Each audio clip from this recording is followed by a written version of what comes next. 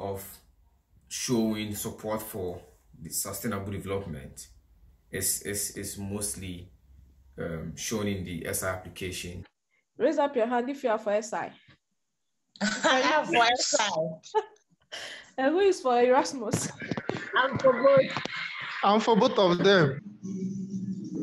So in a short while, we are going to move away from this cumbersome SI scholarship, to something that is quite. And there are statements that you have to avoid when you're coming up with when motivation level. Like for example,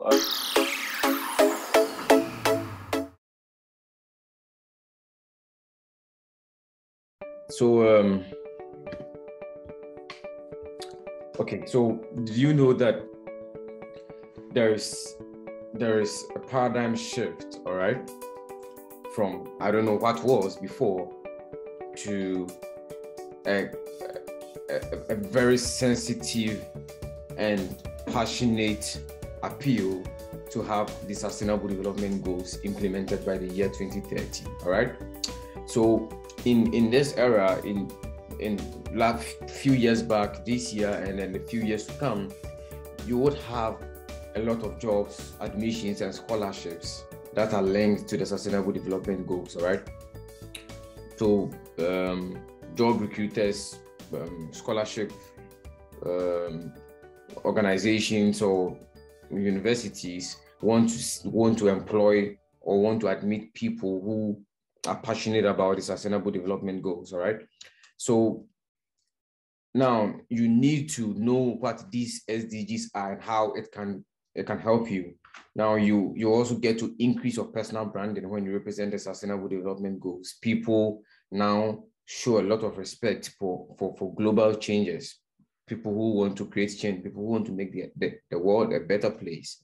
Okay, so you therefore increase your chances of attaining something good if you know the SDGs and you represent the SDGs, and then you do something, anything that promotes the sustainable development goals, all right? So after all, who doesn't want to link up with a global change agent, all right? Who would not want to employ someone who is passionate about sustainable development, or admit someone, or if he or she had a scholarship, give it to someone who is passionate about the sustainable development goals. So it is very important that if you want to increase your chances of getting admission anywhere, that your statement of purpose or anything that you do represents someone who is passionate about sustainable development. So maybe you know this already. These are the 17 sustainable development goals. We're going to go through it very quickly. Then we look at how we can have practical examples of how you can show that you are passionate about the sustainable development goals in let's say, for example, the SI CV, all right? So the first sustainable development goal is no poverty. Now, the UN, all right, is saying that by the year 2030, we should be able to achieve a world where no one is poor, right? Everybody is able to have at least the minimum wage he or she requires to be able to live. And we have the SDG 2, where we are saying that by 2030, we want a world where there is no hunger. People are not hungry. People can afford 3 square meals a day, all right? And this is a goal that you can be passionate about, that you want to do something that would help the world be able to achieve that.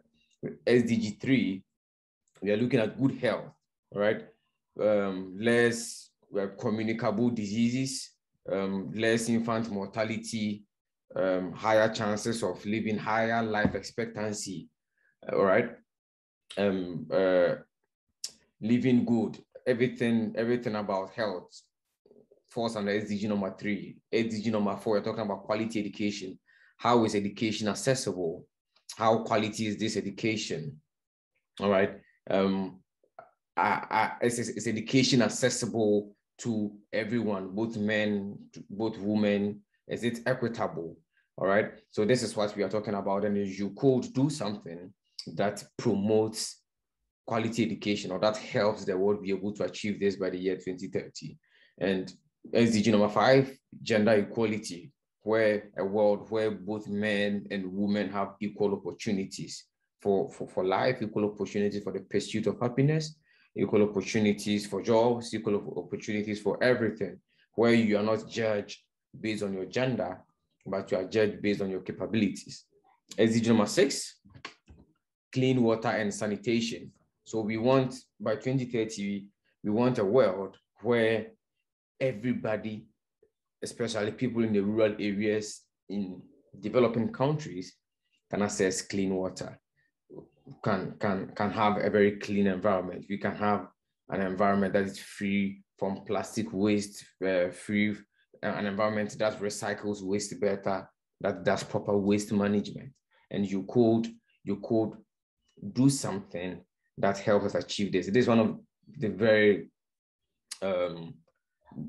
very sensitive sustainable development goals that you could work on.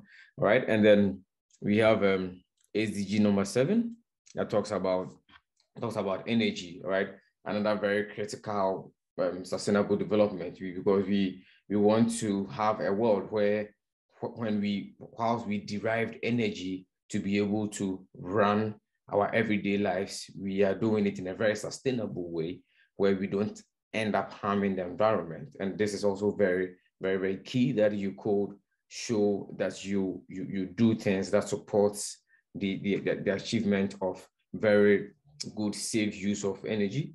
All right, SDG number 8, we're looking at good jobs and economic growth. Okay, so good jobs and economic growth, then you as an entrepreneur, all right, let's say you're a student, you're an entrepreneur, a student that is able to create jobs for himself and his other colleagues. Like you have a startup, you've employed about 2 or 3 of your friends, and then you are doing this, you are promoting SDG number 8. Okay, an entrepreneur is promoting SDG number 8, and that is very amazing that you could show that you're doing. And SDG number 9, we look innovation and infrastructure. Okay, we are looking at creativity, all right, ideas. We are looking at, in fact, when you talk about infrastructure, we are looking at amenities.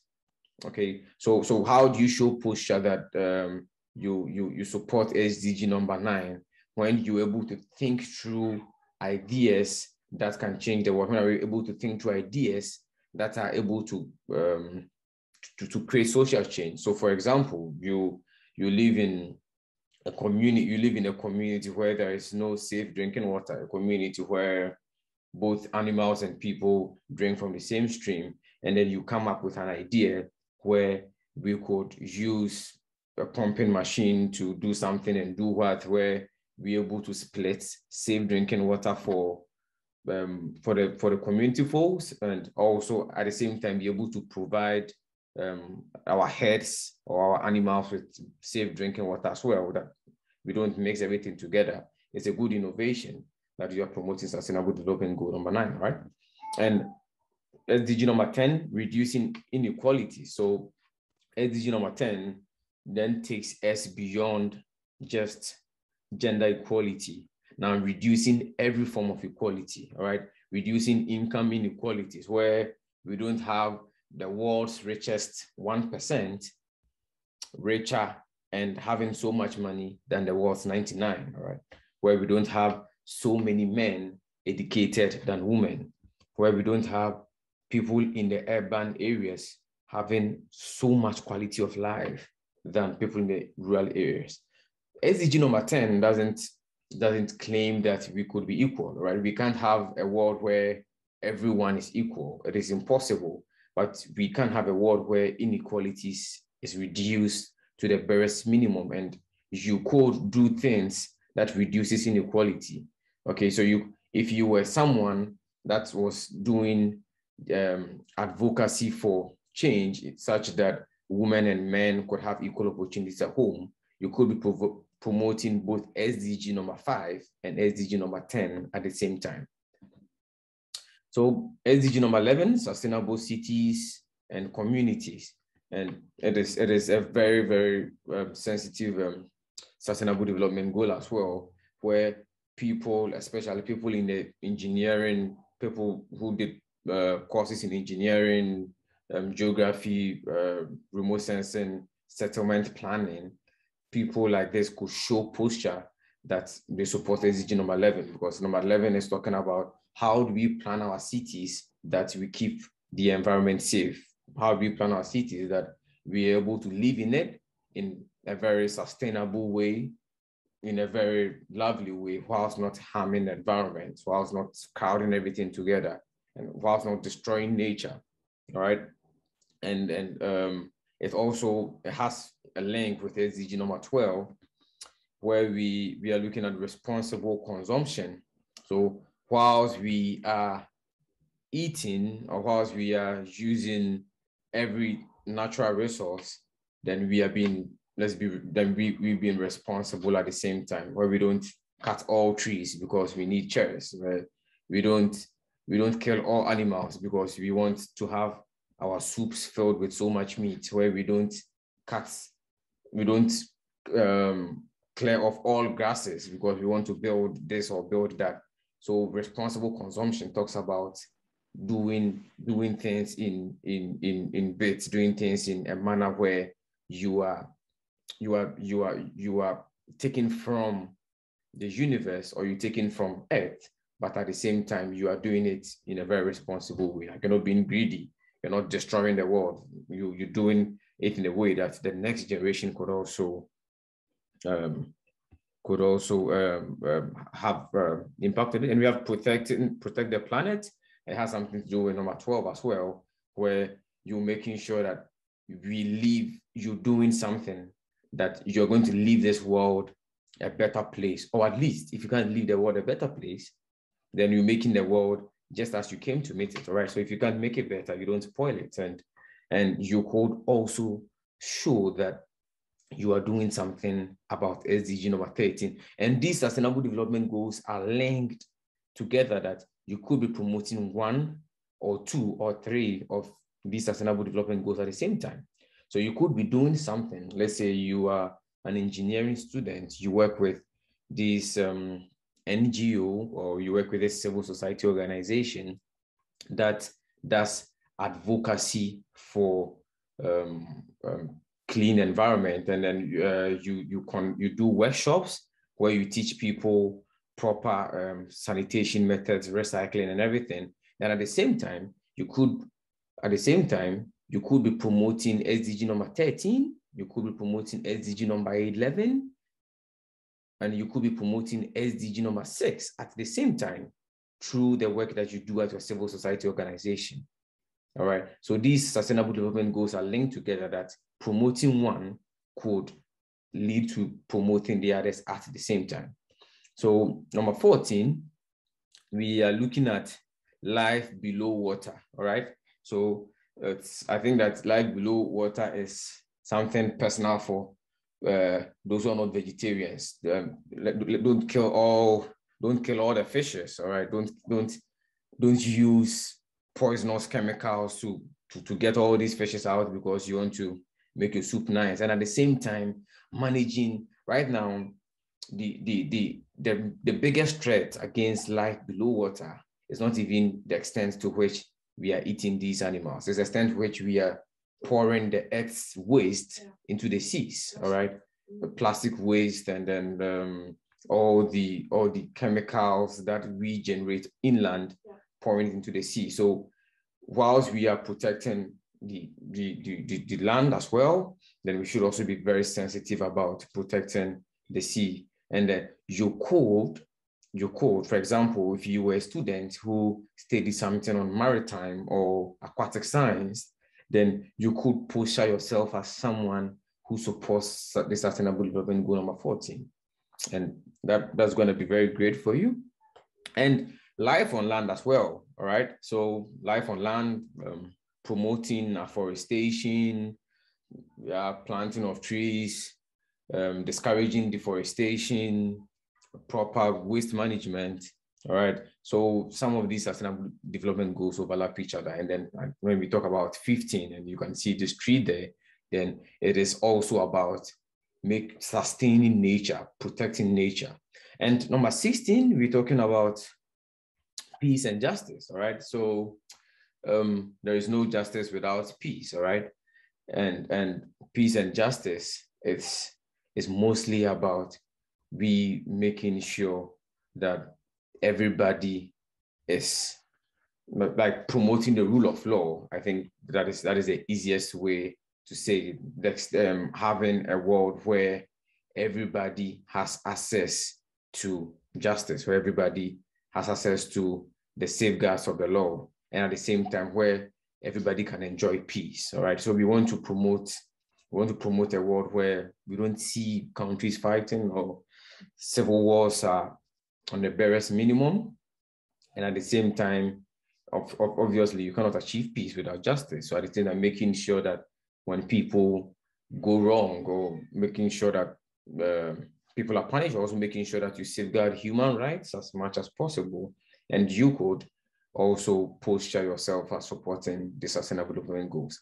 And I think that the mother of the Sustainable Development Goals is SDG number 17, which is partnerships for the goals. All right. So that could also be, it's a very nice SDG to promote, okay, partnership for the goals. Then you are saying that your work is to do things that makes all these other 16 sustainable development goals work.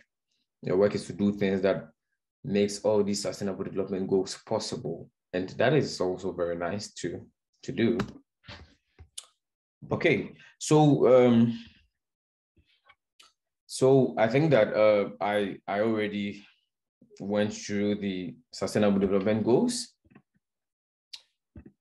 Now, I think the practicality of showing support for the sustainable development is mostly shown in the SI application with the SI reference forms and the SI CV. So in the SI reference form, you have about 4 or 5 questions, I think, where your referee is asked to recommend you based on how you support global change. All right.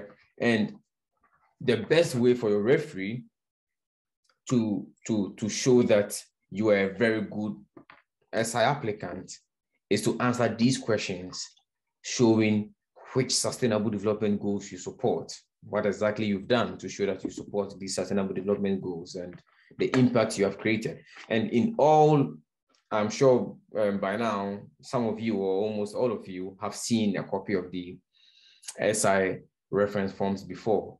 And in each of these questions, your referee, all right, can really help you if he is showing that you support sustainability. So you can't be a jack of all trades. You shouldn't necessarily support all the sustainable development goals, but you could have 1 or 2 or 3 SDGs that you support, that when your referee is answering all these questions. For example, I think there's one question that says that comment on the applicant's ability to create social change. All right, this is a very good example of your referee talking about the sustainable development goals that you've promoted at home, and some talking about some character traits that you have, and then some problems that you've solved in your community. Okay, and then being very practical as much as possible by showing how you do this, how you're able to promote this SDG, and how you love the SDGs. I think that what these scholarship, what the Scholarship Institute is looking for is people who are passionate about sustainable development, and people who love sustainable development, and everything that they are doing in their home country. So there's even another question that says, comment about applicants' leadership capability, and then give an example or so. And after talking about leadership, then the example of how the applicant demonstrated his leadership should be something that the applicant did through his leadership abilities, but also by virtue of the SDGs that drives him.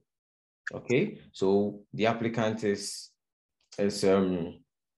the applicant has this leadership capability, blah, blah, blah, blah, blah, blah, and all those things. And then when you're given an example, then it should be a problem that the applicant probably has solved in his community with the leadership that he has, leadership qualities that he has, but also by virtue of the sustainable development goals that drives him to make him want to solve those problems. And that is very good. And then the other thing is the SICV, all right? So in the SICV, almost everything that you write, you have been told to show which SDG, that it's linked to, and then you should take that very serious, okay? You shouldn't take it for granted. Honestly, you shouldn't take it for granted. Some people just choose anything. Some people just choose anything.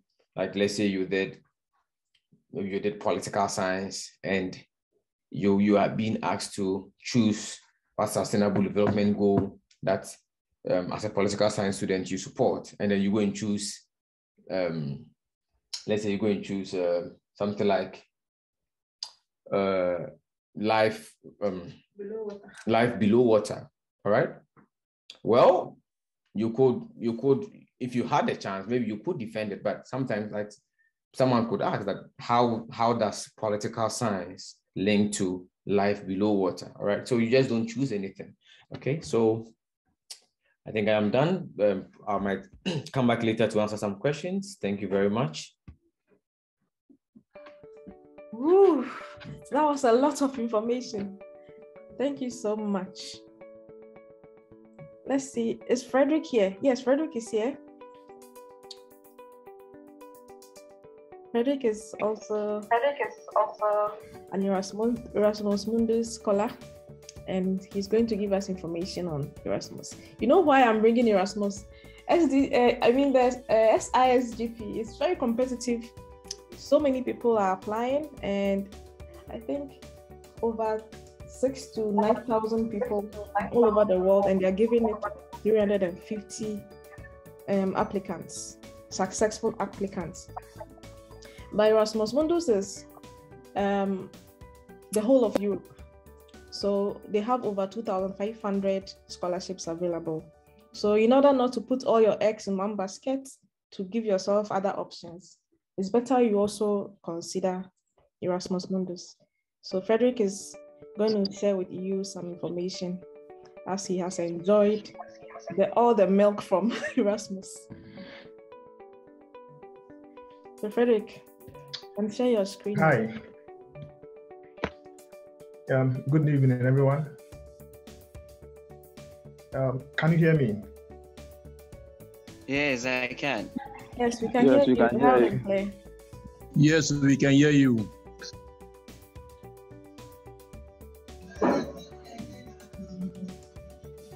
Thank you for the feedback. I'm trying to share my screen. So in a short while, we are going to move away from this cumbersome SI scholarship, to something that is quite straightforward and easier, I think.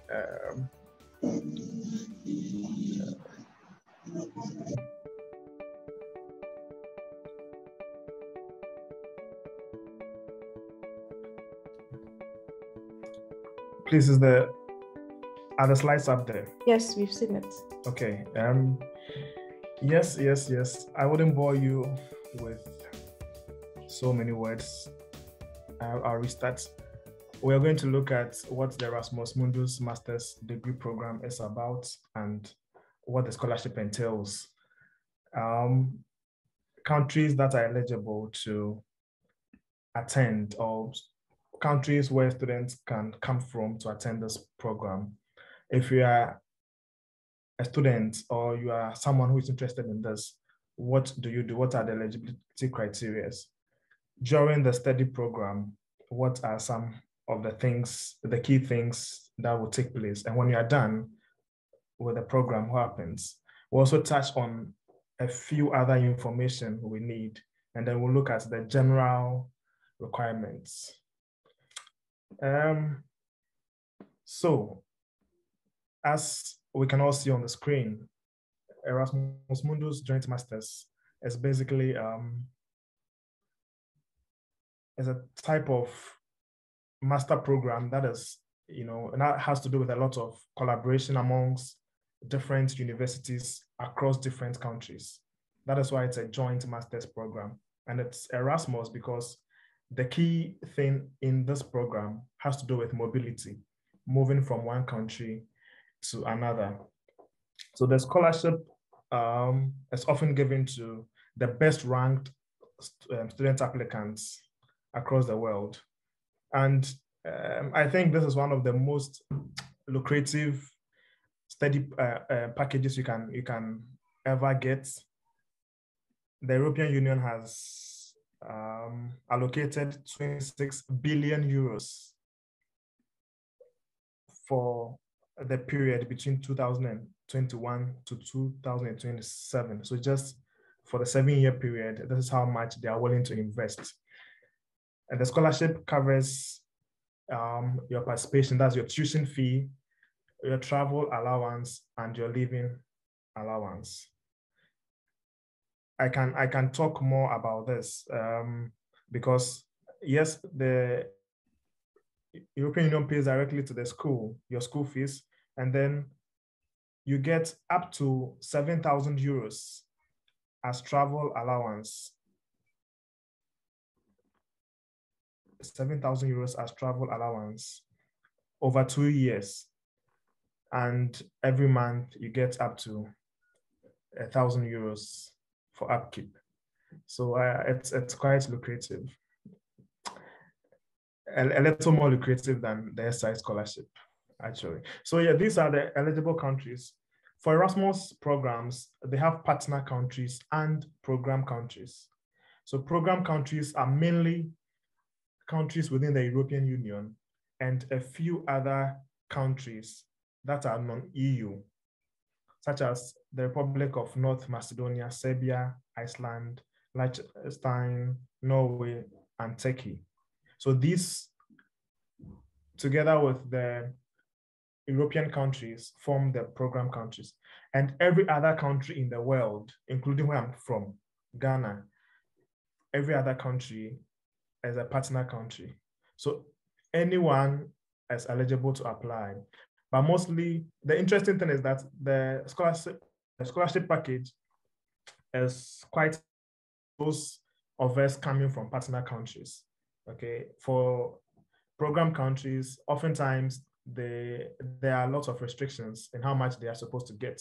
But when you're coming from the partner country, they know it's probably a third world country and the package is quite good. So, eligibility, like I have already mentioned, anyone can apply. Once you are done with your first degree, once you are done with your bachelor's, you are eligible to apply. You could have done another master's, but you are still eligible to apply. The most important thing is that you must have obtained a first higher education degree or any other equivalent level of learning. You can also apply when you are in your final year. So not necessarily after you are done with school, when you are still in your final year, during your undergraduate studies, you can apply. When the program, like application is still ongoing, then you're eligible to apply. So there are so many programs, I lost count. There are a lot of programs. I could share the link when I'm done. I could share the link in the chat. There are lots of programs. No matter your field, you could find a program that suits you, from education to IT to medicine. There are lots of programs. And these programs are either 60, 90, or 120 ECTS credits. So that means they span up to a maximum of 2 years. So it's between 1 year and 2 years. So when you go on the European Union catalog, you look at the program of your choice, then they determine whether it's a 1-year program or it's a 2-year program.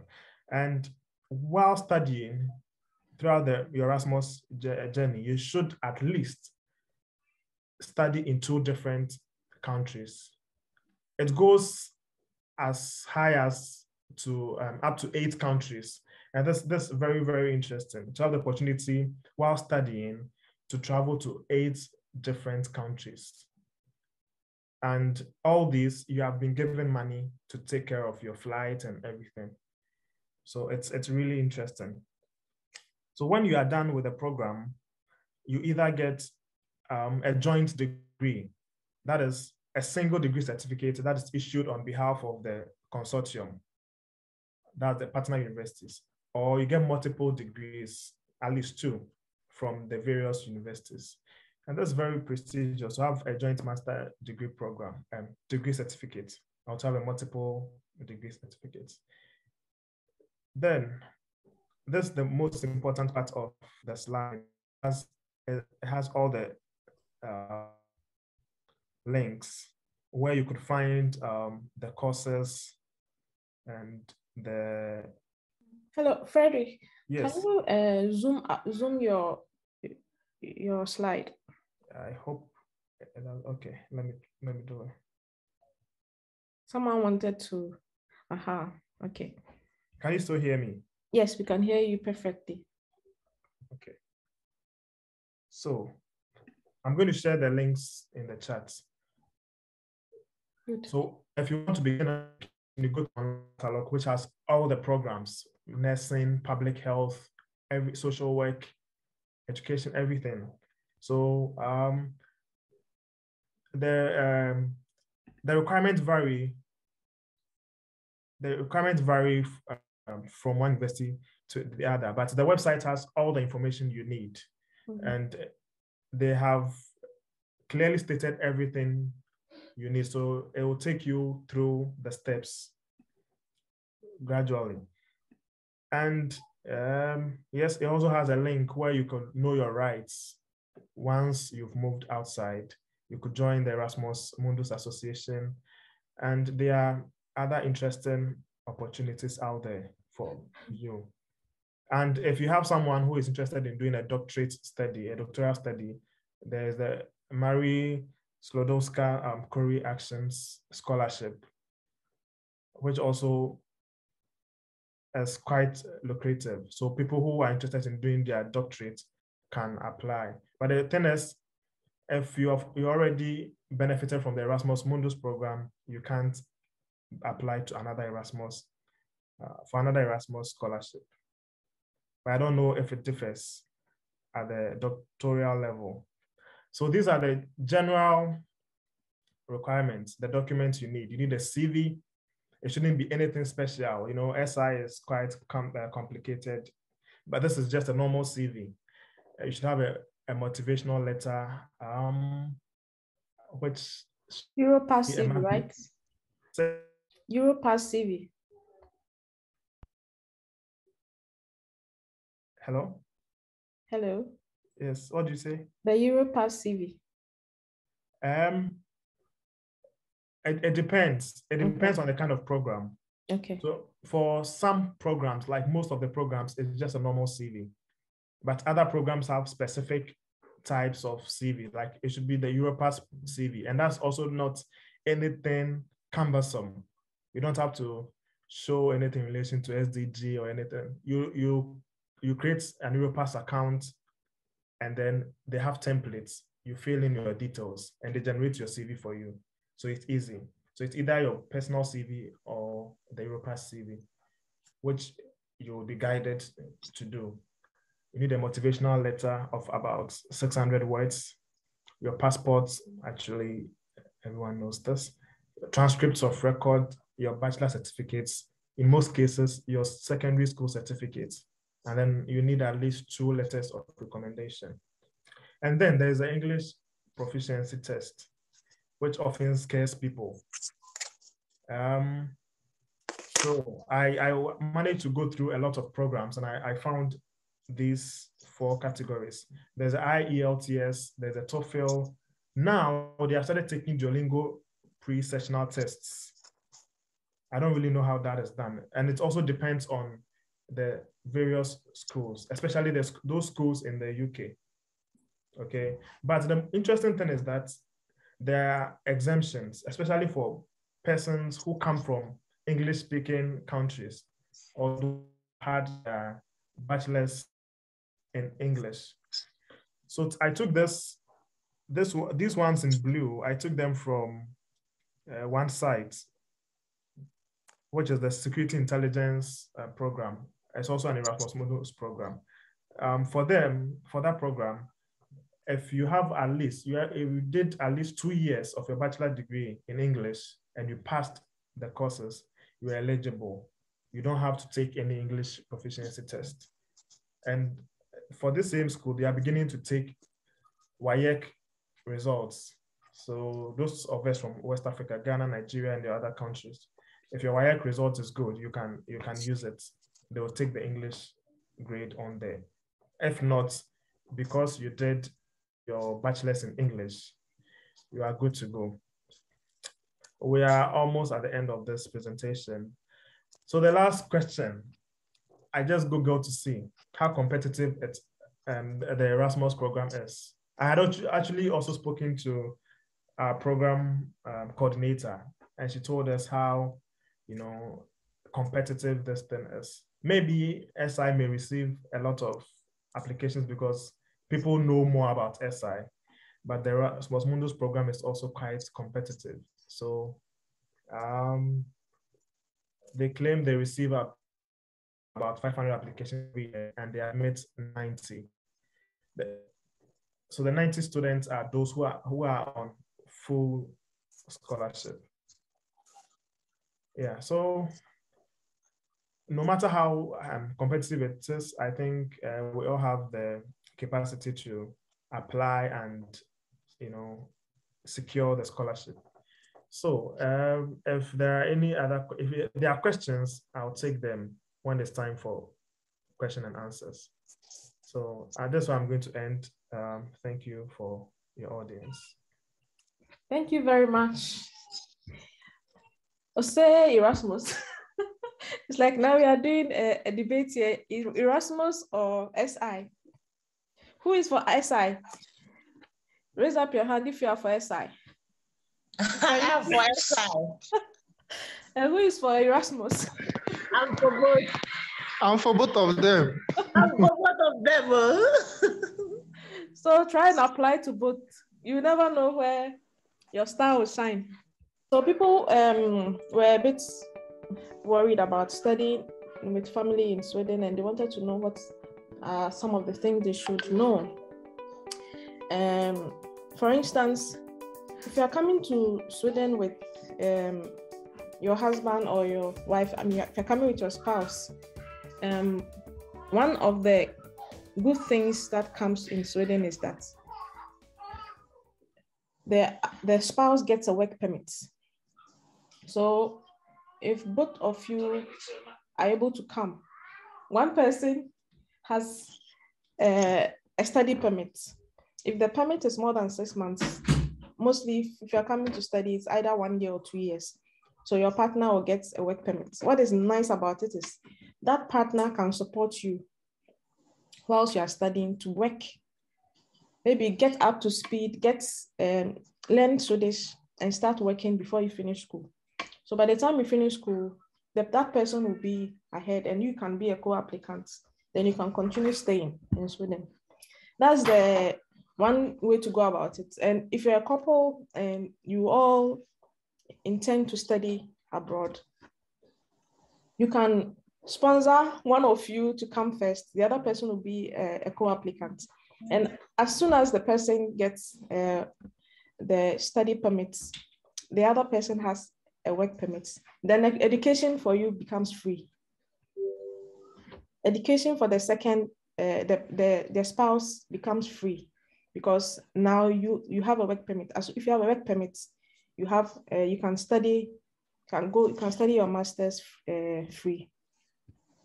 And The children also, if you have children you are coming with, the children also can go to school free, and they have free healthcare. And there's also something we call free tips. That's a bit different. For the free tips, it's after school. Normally children close school at 1 p.m. And so if you are working or if you are schooling, 1 p.m. is too early for you. You may be going to class or you have to go to work. So they have that opening for people who are working or schooling to leave their children there, and they have like leisure time, they play and they do activities. So if you're a student, that free text is free because you're not working. But if you start working and you start getting some salary, then you have to pay a percentage, something around $40 a month and upwards, depending on your salary. So that is it. So sometimes people get surprised that why they said it's free, but during the free they said I have to pay. So I just have to clarify that. Secondly, yeah, you can check more. I've done an extensive video on studying here with children. So you can check and then ask your questions on my videos. And another nice thing that you should know is that Sweden gives support to children below 16 years. So far as you are insured in Sweden, and mostly if you have personal ID, you are insured in Sweden. If you have paid your fees, you are insured in Sweden. So children get support. So if you come with children, they get around, I'll talk about the amount later. So accommodation when you have a family is another story in Sweden. So if you are coming to Sweden with children, you should not think like you are a single student, and don't, it's a premium thing. And it's, if you are giving your children this new exposure and this new future, you have to prepare ahead for it. You cannot just come and rent a one room and share the room with your children or with your spouse. It won't work. People will not give you their room and say, stay there with your whole family.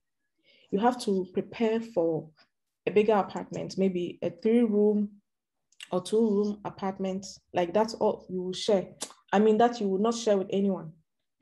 So you can't come to Sweden with family and think that it's going to be as simple as if you are single. Secondly, it's going to be a very good future that you are giving your children. And so prepare to pay for what the nitty-gritties and the little thing, extra money that you have to prepare for that.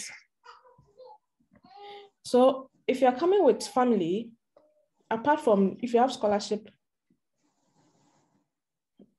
as a single person, if you don't have scholarship, after all your expenses in the month, you are supposed to have about 5,000 Swedish krona or 581 US dollars. After you've paid your rent, paid your internet, or paid for other bills, you should be able to have that amount per month in your account. And if you're coming with your partner, that you should have an extra 961 US dollars per month in your account. If you're coming with children who are below 6 years or younger, you should have an additional 309 USD. And if the children are 7 years or older, then you should have an additional 355 USD. And these amounts, you multiply them by 13 months. That's what you should have in your account for proof of funds if you are coming with family. And mind you, they would have free education, and then they have other support. For the child support in Sweden, they give every child 144 USD per month. And if the children are 2, they add a little bit extra. If they are 4, they add a little bit extra So that's about studying in Sweden with family. And there are extra questions that I'll have to answer later. So I'm going to come back with that. Let's see if I have exhausted. Yeah. So that's what you should know. It's a nice experience. It's a nice investment, but you have to be prepared to pay for it.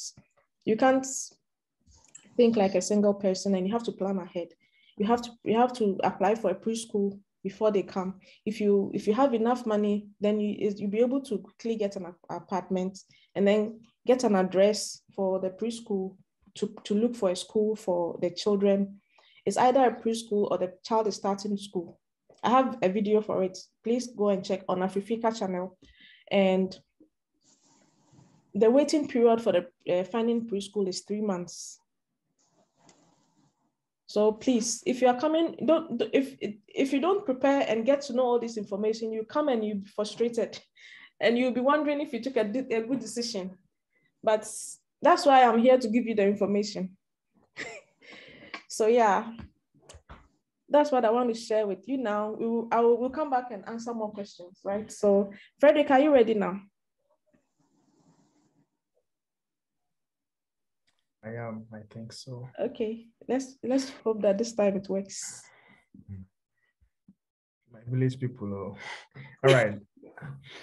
Let me retry. Share the screen. All right, so we're going to move on to the questions now. I already posted a form for people to give their questions. So if your question is not here, then just hope that we have more time.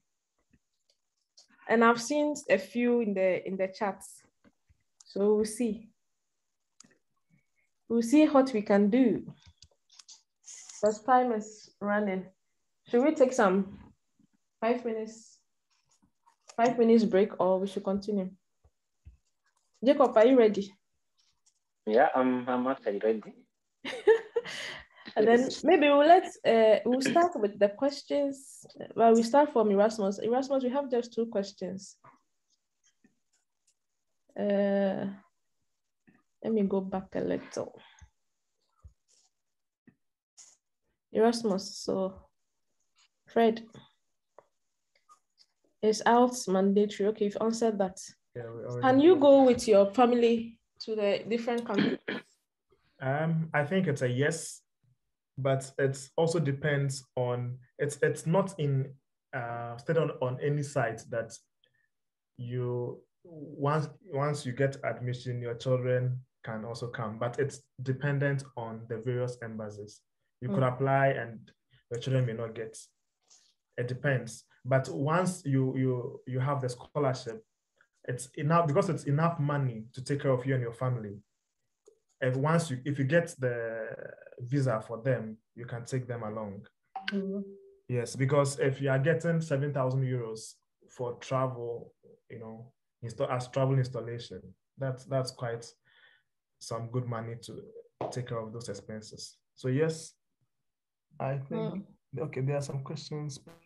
Yeah, but let me also add to it, since I also got the same scholarship. It depends. I mean,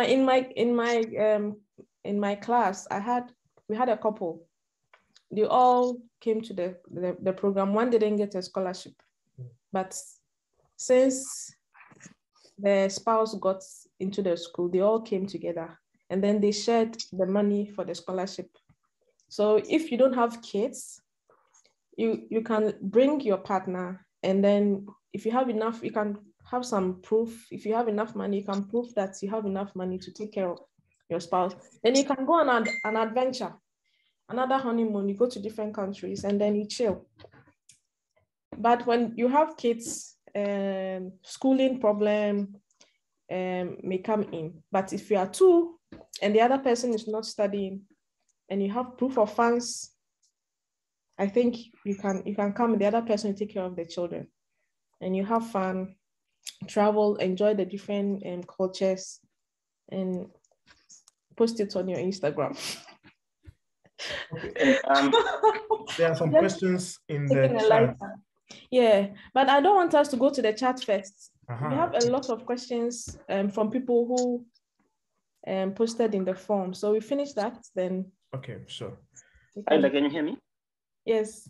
Yeah, just clarify this one. Is the interview a part of the selection process for the Erasmus Mundus? Yes, some of them have interviews. Me, I had interviews, like 2 of them, but Frederick didn't have any interview. Others don't have any interview. Just submit all the forms, and then you receive an email, whether it's a yay or a nay. So this close. So we move on to the leadership form. Joe, there's a question for you, and Jacob. You already. I think you touched on it. You touched on it. Jacob, would you like to say something about this? Okay, explain the leadership and experience forms and vocabularies for the answer. Okay. So for the essay.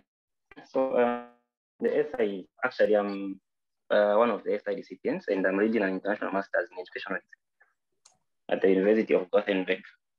So essay has got some forms that you need to fill in, and these forms have to be filled in a systematic way, or there's actually a standard that you have to follow. Don't just fill in the forms haphazardly. So somebody's asking the leadership and work experience. Yeah, so the SI has got the forms. I don't know if you have the forms, if you can display the. So let me stop sharing this one and show it all. Let me see if I can find it here.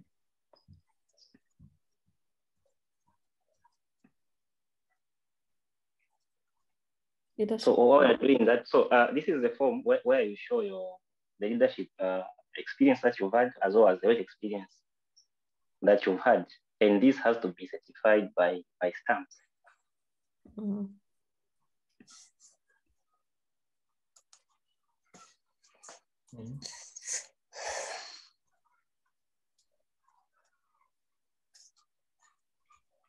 Can you see? Okay.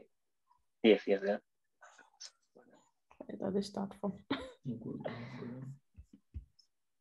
That's all. So just down again. Yeah. So basically, this form you have to document your work experience and your leadership experience. Then as you document this, they have to be certified. There's a provision whereby you have to put your referee there. You put the title of the position that you held. You put the responsibilities, as well as the stamp, just to show that you worked for that particular organization that you work. Yeah. So there's the first part where you give your work experience. Then the second part, you give the leadership experience. So you can give at least a maximum of 3 work experience. Yeah, 3 work experience that you've had, as well as a maximum of 2 leadership experience that you've had. So basically, that's about this form. So we're just documenting, just showing that you have leadership experience as well as the work experience.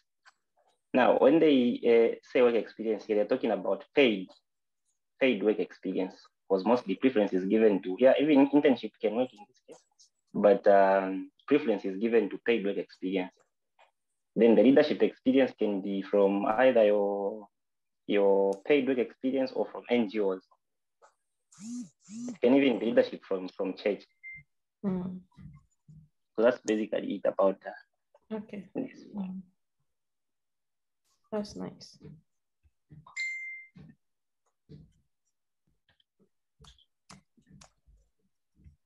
So yeah, then someone asked a question. I'm the vice chairman of a tea farm, blah, blah, blah. More than 4,000 active members, but the referee does not have a work email or corporate. Okay, yeah. Okay, so the way it is that, SI pays particular attention to the quality of your application. So if your application is of good quality, it is not a mandate that you have to provide a work email. if you check in the form, they said preferably work email. Now, that doesn't mean that it's a mandate you have to provide it. You can still get the scholarship even without the work email. I got the scholarship, actually, the SI scholarship. I didn't put any work email, but I still got it. So it's possible that you can get the scholarship without the work email. So all what matters is the quality of your application. Thank you.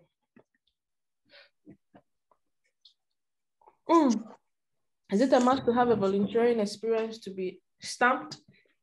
Because all the organizations I volunteer don't have a stamp. Oh. Okay, maybe I could just say something small about that. I think that it doesn't cost much to make a stamp. So if you have an organization that you want them to contribute to the reference forms and they don't have a stamp, they should just go to town and get a stamp tomorrow. Yeah, so if you're going to get that much opportunity, you should. Yeah, it doesn't cost much. It doesn't cost much to make a stamp. Like you can just do it by a click. So you just inform the organization of your intentions, and then they will just get a stamp in a day or two. Yeah. Okay. Then just to add on, okay. I just want to add on a few points. So don't for those who are applying for SI, don't overlook voluntary experience. Actually, it's one of the things that they look for, because they know that somebody who's been volunteering, if that person is empowered, it's obvious that the people at the grassroots benefit.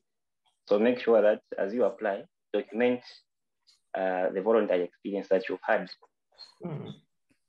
Thank you. Okay. So can an experience be notarized from another state? Like you are in a different state, but the leadership experience in another states, that doesn't matter.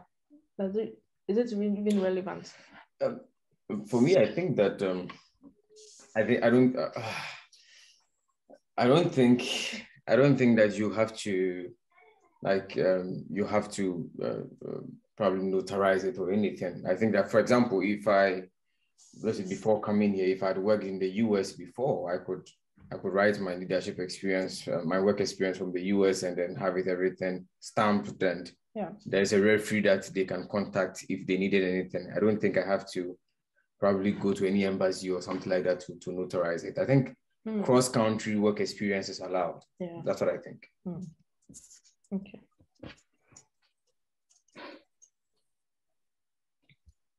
All right, so next question. Motivational letter. Jacob. Okay. Expert there. So the motivation letter, I think this is one of the most important documents that you don't have to overlook, because I believe selection actually is done on this motivation letter. Then the motivation letter has to be 1,000 characters. It should be 1,000 characters. Now, these are just few words. You'll be just requested maybe to write maybe 10 lines or so. It's just a paragraph. So the way the motivation letter is that usually sometimes they do change questions here and there. Like the questions that they used last year, they can maintain it this year, or maybe they could bring another question. But mostly what they ask are almost the same thing. They just replace them in questions. So I'll just give the general tips on how you can go about answering your attempting your motivation or coming up with a motivation letter. So when you're doing a motivation letter, make sure that you are specific. You have to be specific. You don't have enough words to beat about the bush. Start answering the question from the first sentence that you write. And when we talk of specific, if you want to talk about maybe the knowledge that you acquire, or the importance of the master's program that you want to pursue, be specific as well. You can't just say, no, when I acquire knowledge in public health, I will contribute to this. No, I mean, state the kind of knowledge that you want to acquire. Is it nutrition? Is it about statistics? So you have to be specific from the get-go. Then you also need to mention where the beneficiaries of the knowledge that you're going to apply. Then always strive by all means to show that the knowledge that you acquire will not only benefit you, but the people. Because the SI scholarship is not just about empowering somebody so that it can benefit someone. Now, there are statements that you have to avoid when you're coming up with motivation letter. Like, for example, when I acquire a master's, I want to become a lecturer. I mean, such statements don't show that the knowledge that you acquire will trickle down to the people at the grassroots level. Then the other thing is that the other tip is that use figures, percentages, and ranges as much as possible in your explanations. So if you've written a motivation letter, then at first glance, you can't see numbers in it. Then somehow, somewhere, your motivation letter is weak because it doesn't show technicality, or it doesn't show that it's well researched. So use figures. If you're talking about poverty, get the percentage of people living in poverty in your country. Then put that. If you're talking about maybe teenage pregnancy as a problem, put the number of teenagers who get pregnant and whatnot. So use percentages, use figures in your explanations as well as ranges. Then the other thing is that always try to give the magnitude of the problem. Show that there's really a problem in your country that you have to contribute to. Then as you are doing this, when you're applying for a scholarship, you need to understand the motive of the scholarship. So the motive of the SI is about SDGs. The SI wants to train professionals so that they can contribute to the attainment of the SDGs. So if it's about SDGs, then be explicit about SDGs. So mention, when you mention it, if you can actually connect the problem in your country with an SDG and a specific indicator, when you do that, it will show the SI guys that, okay, this person knows what he or she is talking about. Then the other thing is that do not introduce too many ideas in your motivation. Just give one idea and develop on it. Because it's just a paragraph. If you bring in a lot of ideas, then it will be very hard for you to come up with something substantial. Yeah, I think that's about the motivation letter. Those are just the general tips that you can rely on as you are structuring. But I'm sure when the forms are out, we'll still come back to you and give you how you're supposed to know about the motivation letter. Okay. The next question is calculation of the work and leadership experience. Okay, so you can calculate your work and leadership experience. There are two methods that you can use. You can either use weeks or months. So now let's start with weeks. Let's give an example of somebody who is working as a charity on a full-time basis. So this person works from Monday to Friday, and in a day they work 8 hours. So they work for 5 days, and in a day they work for 8 hours. So we simply say 8 times 5 to know the number of hours that they work in. So 8 times 5, that is 40. So in 1 week, somebody is working for 40 hours. That's full-time work. So if somebody is working 40 hours in a week, then wants to know the number of hours that they've worked in a year. We'll simply get the 40 times how many weeks are in a year. It's 50. So we'll simply say 40 hours times 50 weeks. Then you get 2,000 hours. So that's the method that you can use if you want to calculate if you want to calculate the work hours using the weeks. Then if it's if for example it's 2 years. So how many weeks are in 2 years?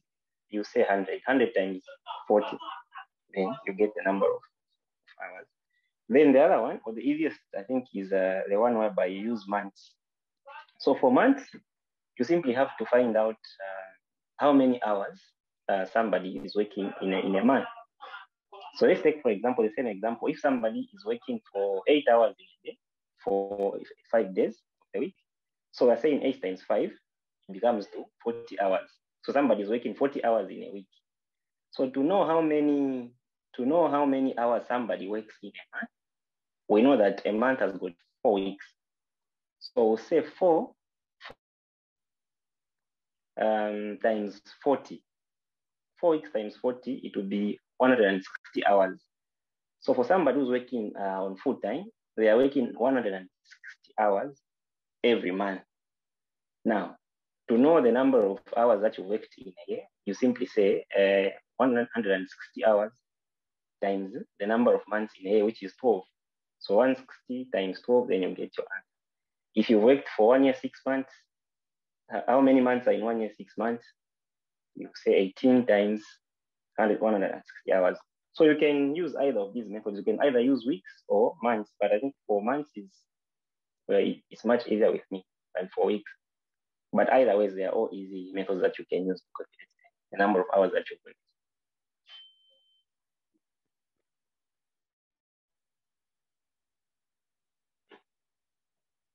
Okay. Yeah, for a statement purpose, motivation letter or letter of intent, is there a need to start with a greeting, for example, dear sir? Can you hear me? Yes, we can hear you. Okay. Yeah. So the way it is that in these motivation letters, letters of intent, and whatnot, to be given the word limit, and you don't want to waste your words with dear sir, madam. So just go straight to the point. There's no need. There's still no harm if you indicate it, but just go straight to the point. You want to add something? I think it's yeah, it's okay. I don't think you should be there. Yeah. So regarding the work experience, I have. Yeah. Okay. So the way it is that okay, let me just read the question. Regarding the work experience, I have 1 year postgraduate work experience and the 9 months internships. Can internship contribute to 3,000 work hours? Okay, one thing you have to understand is that this is a competition, and you have to make sure that you do the right thing. Yes, internship. When the SI say work experience, they are talking about paid work experience, the experience that you acquired and you were paid for services. So internship, in most cases, you're not paid for internship. In as much as internship can stand or can contribute to the work experience, but it doesn't hold much water. If there are 2 people, somebody has put work experience that they were paid for, and there's you who has put internship, whom are they going to pick? They'll pick somebody who has paid work experience. Yeah. So in as much as you can put it there, but it will jeopardize your chances of being picked, coming up with a good quality application. I think I want to say something about that. Okay. Okay, so concerning this internship stuff, okay.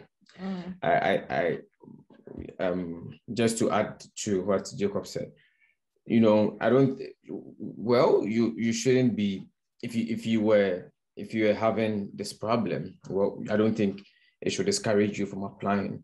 What you can do is you can write that you're not an intern.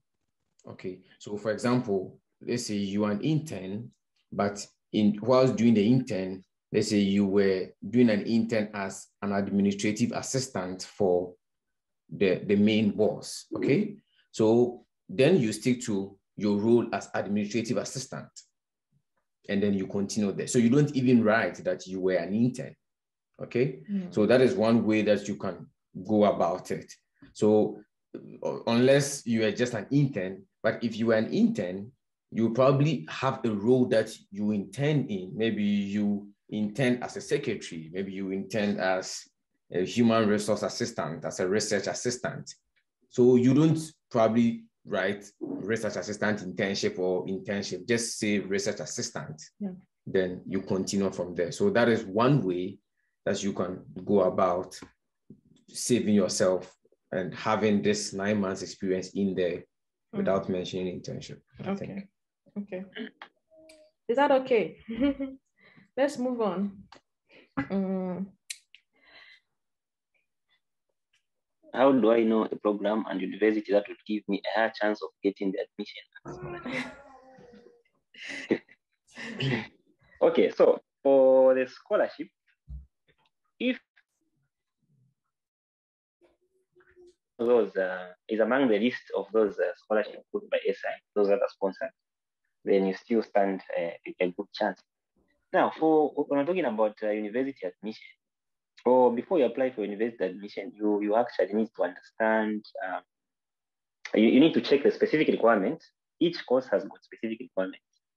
So you have to check whether you qualify for those specific requirements. Now, to increase your chances of being picked, especially at university level, make sure that your undergraduate degree conforms with the master's that you intend to pursue. Avoid the situation whereby, for example, you have a Bachelor of Education in Mathematics, then you want to apply for public health. I mean, it will be very, yes, you can apply, you can be picked, but your chances become slim because it becomes hard for you to connect the dots. Getting the SI scholarship is not something that is hard because we don't even have an interview. I mean, whatever you provide, if they have to hit, then you are in. So make sure that you do the right thing. So at university level, what you have to do is check the specific requirements. If, for example, you have a bachelor's in education, look for a program, a master's program in education. You know, if there's that conformity, then you stand a better chance of being picked. Then each course has got a different criteria of selection. So when you check the specific requirement of a particular course, you understand how students are admitted to that particular program. There are some programs whereby you're supposed to submit a motivation letter. So selection will be based on the motivation letter. They will read the motivation letter, then grade them according to the one who's done well. Then for other courses, for other programs, there's nothing like, no, you submit a motivation letter or letter of intent. They just maybe look at academic merit, like how well somebody performed at bachelor's level. So for you to know or to get a chance of being picked at university level, make sure that you check the specific requirements and give what is required of you. Then do your best. Then you increase your chances of being picked like that.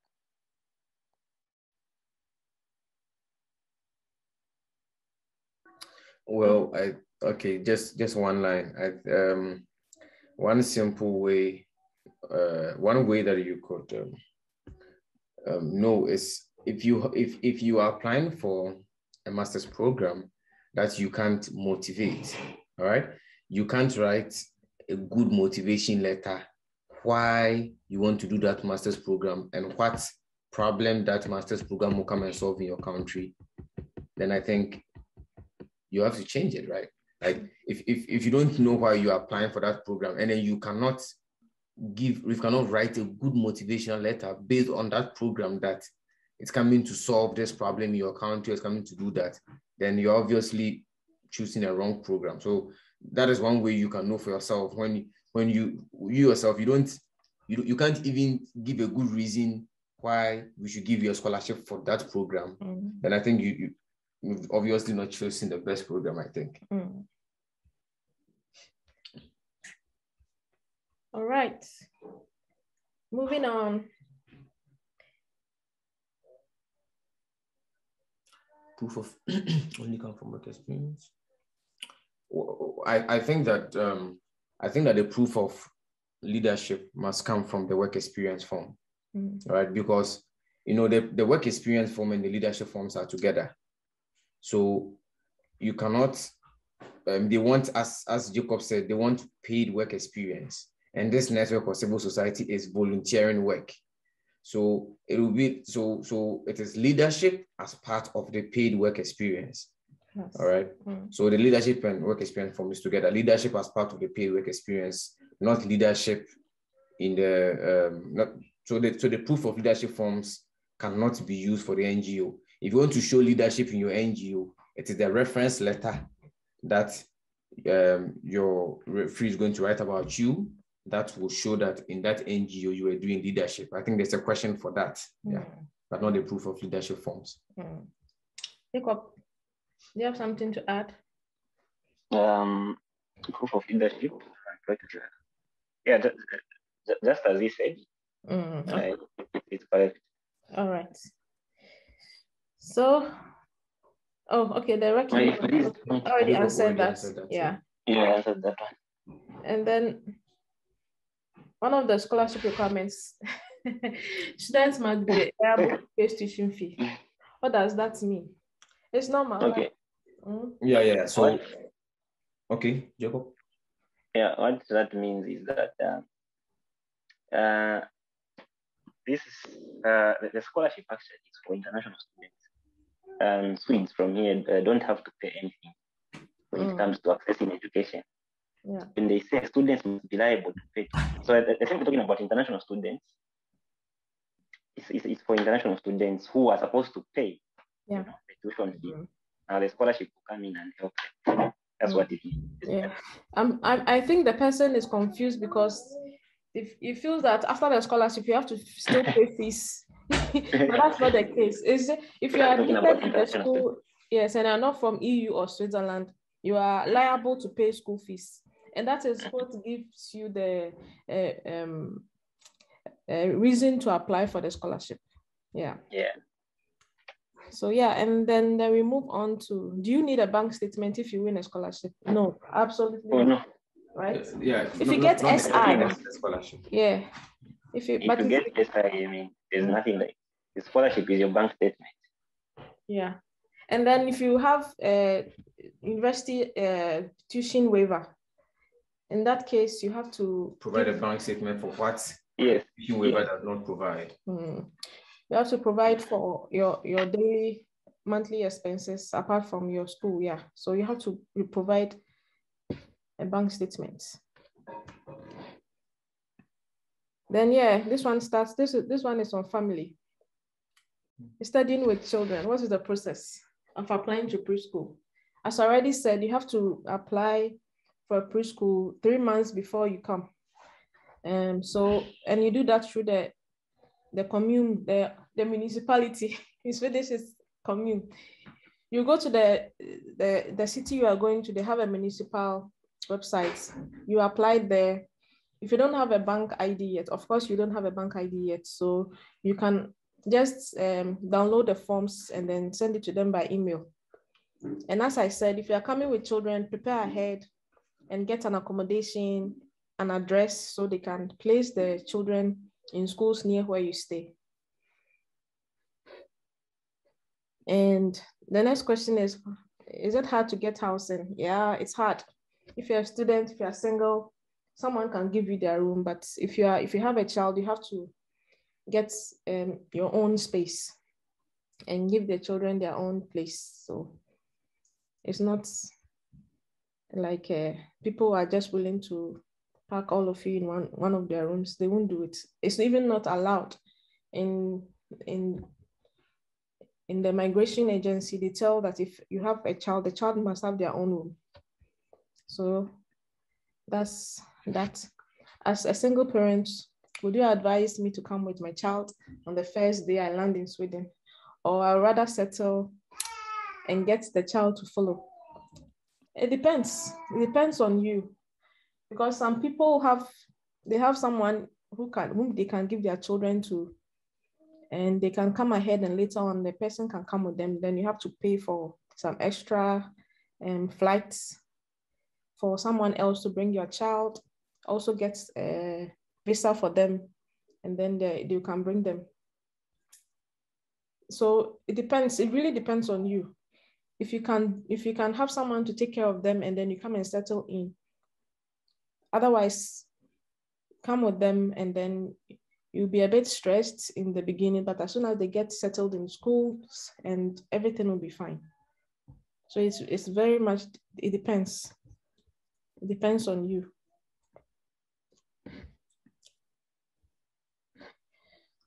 And what are the challenges first days with a child? As I said, you have to go and look for a preschool. You have to buy them warm clothes. You have to buy yourself the same thing. I think that coming to a new country with a new weather condition, you have to get adjusted. Everyone goes through it, but if you have a child, that's a little bit extra stress that you have to take care of. But if you have been given a child, that means that you are capable of taking care of them, and you'll be strong. As a parent, I have experience of me being able to do even extra work more than my colleagues who didn't have kids. So you have the grace from somewhere to be able to manage all that. It's not easy, but you can. It's not undoable. Okay, so what are the challenges you generally expect? Yeah, studying with a child. It's the same. Like, you have to plan always ahead and know that the children will be going to school at this time. You have to wake up earlier than your normal mates, take them to school first, go to your school. And in maybe where you're coming from, you have to prepare lunch and breakfast. But here, you don't have to give them anything. The school will give them food. You don't pay fees. So that's also good. It relaxes your mind a bit. You quickly get up in the morning, take them to school. The school takes care of their breakfast, lunch. If you are going to keep them even there longer, they can even give them supper. You concentrate fully on your education, your school, your work. When they close, you get them. They have a nice place. You don't need to go and fetch any water. The tap is running. The electricity is constant. So and there are nice playgrounds around for your children. So even though it's a little bit harder if you are studying, there are other comforts that you would enjoy, which is good. And the children get to learn a new language, be in a different country, and they have another level of opportunity that they wouldn't have in their, no, I wouldn't say that. Everywhere has some kind of an opportunity. So, yeah. So I think we are done with the questions and we are already behind time. So you can, maybe I'll share some parts of this video, not everywhere on the YouTube channel.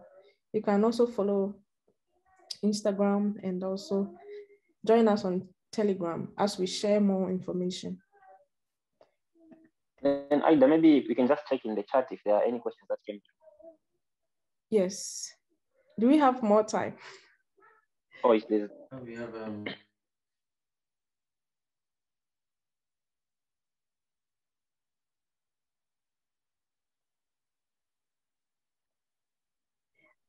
I should read it out. I have worked in a CSO where I worked as a program manager under material and child health. Our work then was community outreach, telling people what to do to reduce material and child mortality. Other works I did was a teacher in secondary school, and also, hey, this is a long question. Now I want to apply for genomics or molecular medicine. Now, which SDG would I use? Now, this question, they want to know which SDG they should use. This is where I worked as a program manager, and then under maternal and child health. Our work then was community outreach, telling people what to do to reduce maternal and good mortality. Other works I had was a teacher in secondary. So there are too many. So yeah. Exactly. So for your work as community outreach, telling people, teaching people how to reduce maternal and child mortality, then it's under the SDG goal on good health. All right. Good health. Yeah. But the other work that you did as a teacher in secondary school and as a school administrator, then it's on quality education. Goal number 4. So now I want to apply for genomics or molecular medicine. Which SDG I use because so if you want to do something on molecular medicine, then it's also about the SDG on good health. All right. But you should also be careful that you are like your background like aligns, your bachelor's, what you did in your bachelor's, like what you did in your bachelor's, your work is like everything's aligned. So not that you study something different and then you work in a different field and then you want to do. So if everything aligns, then that is fine. But I think that what I can see here is only good health for the one part and a quality education for another. Okay.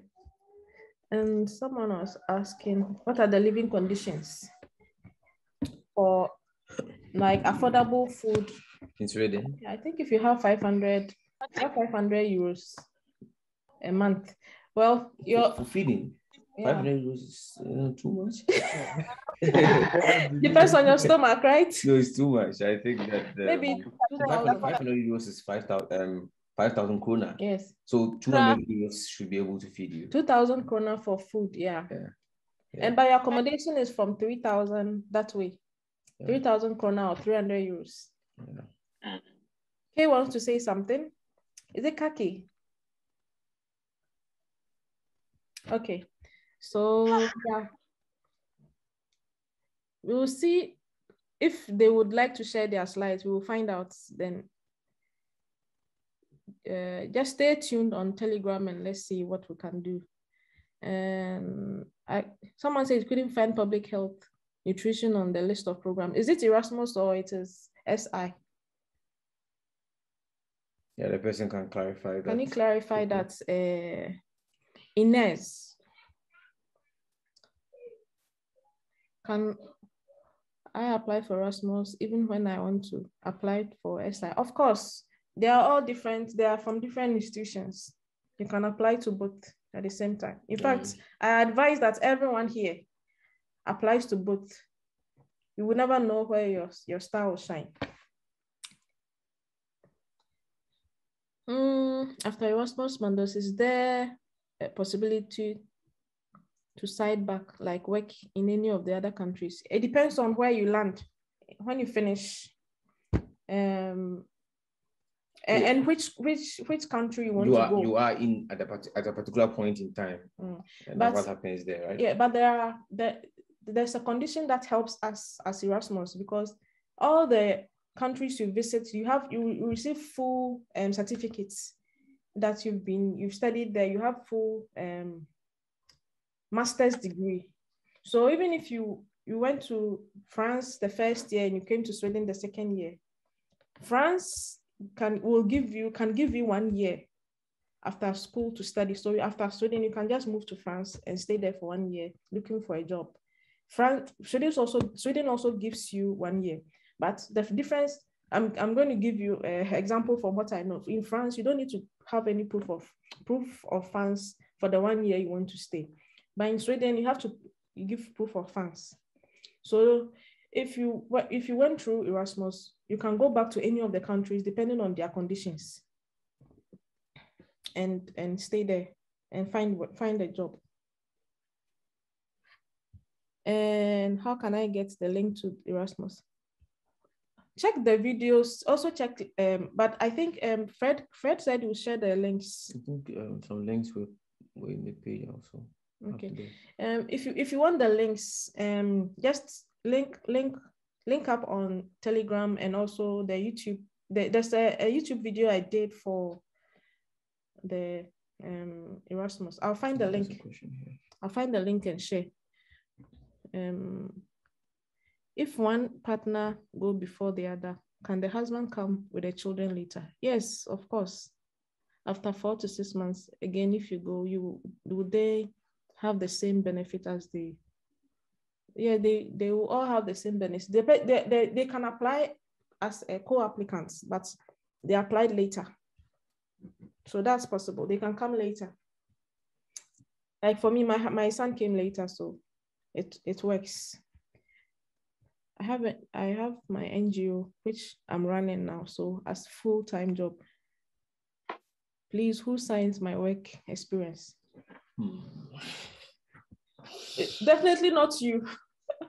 I think that there is a section, if I'm right, maybe Jacob can correct me if I'm wrong, but I think there's a section in this SI forms where I think that a colleague of a sort can sign or something like that. I don't know. I sorry. Yeah, Jacob, am I right? If somebody, for example, is the executive CEO of the NGO, they cannot be their own referee, obviously. So what happens in that case is that obviously that organization works with other organizations. So the other organizations can stand in as the referee based on the services that you worked with the other organization, and not you to be on referee. So, for example, if your NGO, let's just for example, if maybe your NGO you worked with the Ministry of Health on a particular project, so the Ministry of Health can stand in as your referee based on the services that you offered. So it's done. Okay. Iggy, do you want to ask a question based on this one? Yes, I do. Good evening, everyone. I'm joining from Lagos, Nigeria. Okay, wonderful. To begin with, I want to talk about or ask a question regarding this reference, because actually I'm a Wikipedia editor. I write articles on Wikipedia, and I also have engaged in projects that involved training people on Wikipedia to become editors as well. Now, I'm seeing that as a good potential for me to get a reference from Wikipedia, but I don't know how to go about it. That is one. And currently, I work in a bank, and I've been working in the bank for over a year now. I don't know if I can also get a reference from the bank, being that I've worked for just a year. I'm just confused, really. I just need a little light on it, please.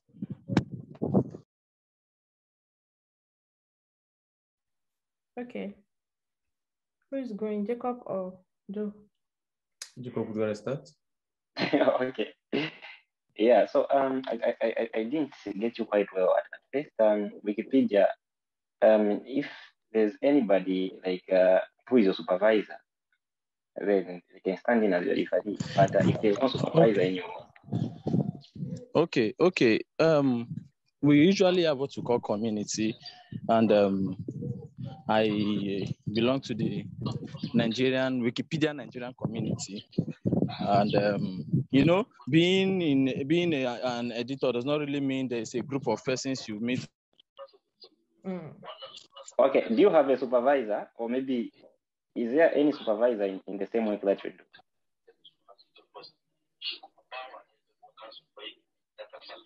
Well, if you have a supervisor, then that supervisor can stand in as your referee. But if there's no supervisor, then it becomes hard, because at the end of the day, you have to produce. You need date stamps. You mean like two, right?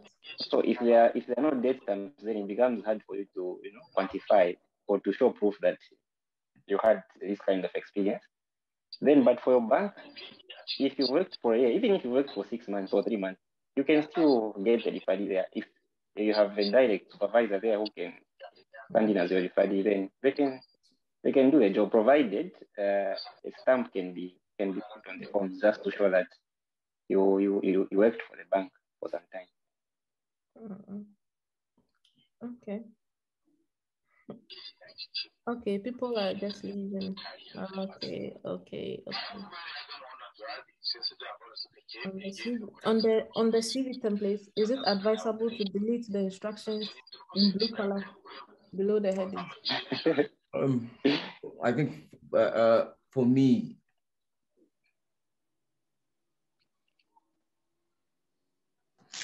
Guys, my network service, please. You're muted. Yeah, you're muted. Okay. So the question was, is it advisable to delete the those in blue headings? For me, I didn't delete mine though. I left it there. I didn't delete mine. I only deleted what I have to delete to fill a particular answer or something like that. But I didn't delete it, and it still looked nice. But I don't know if Jacob deleted it. But I don't know. Yeah, okay. On that part, it doesn't matter whether you keep them or you delete them, because I deleted mine. So you are free to delete. But I think that one thing about the SI template is you have to be careful. I think that it is very, very easy for the font style and the font style and then the font size to change without you noticing. So you have to be very, very careful that you don't you don't mess up with the style in the, it can change very easily. So you have to be very careful that you're feeling. Sometimes I think that the trick is that you don't delete everything. You delete and you leave one word so that when you fill in, it adapts to that font style, then you can clean that word so that you make sure that everything you are putting there is adapting the font style of what was there previously. Like that. Okay. Some of the questions. Then I think this person, I think he or she was asking about the blue part.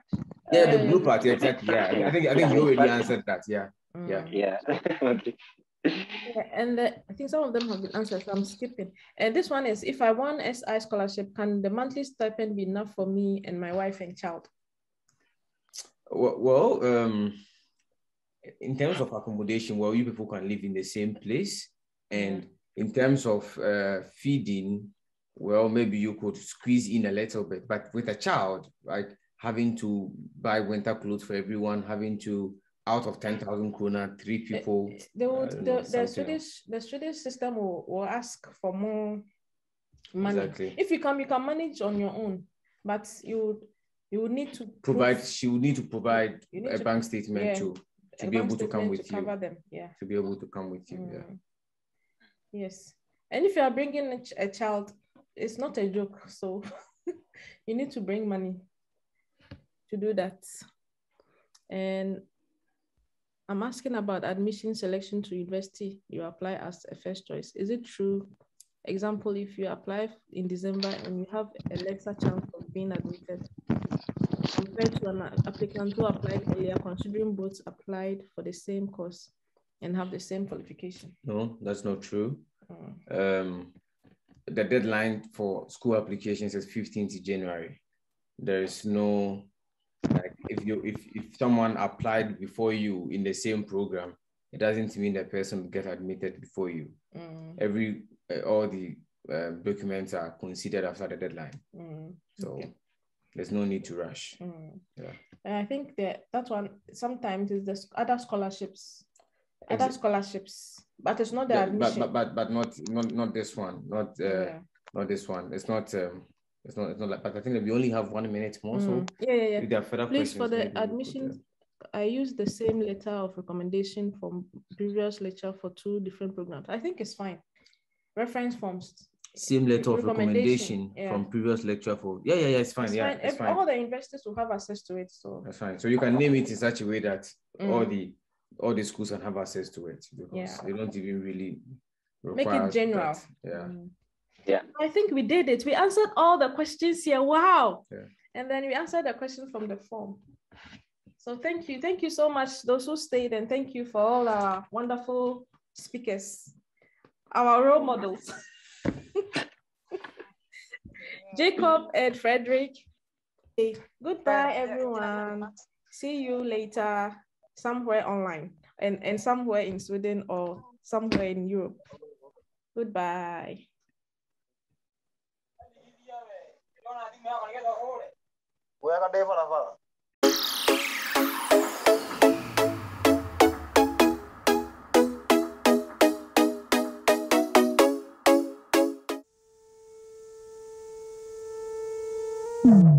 You call me a saint, but you know I'm a stranger.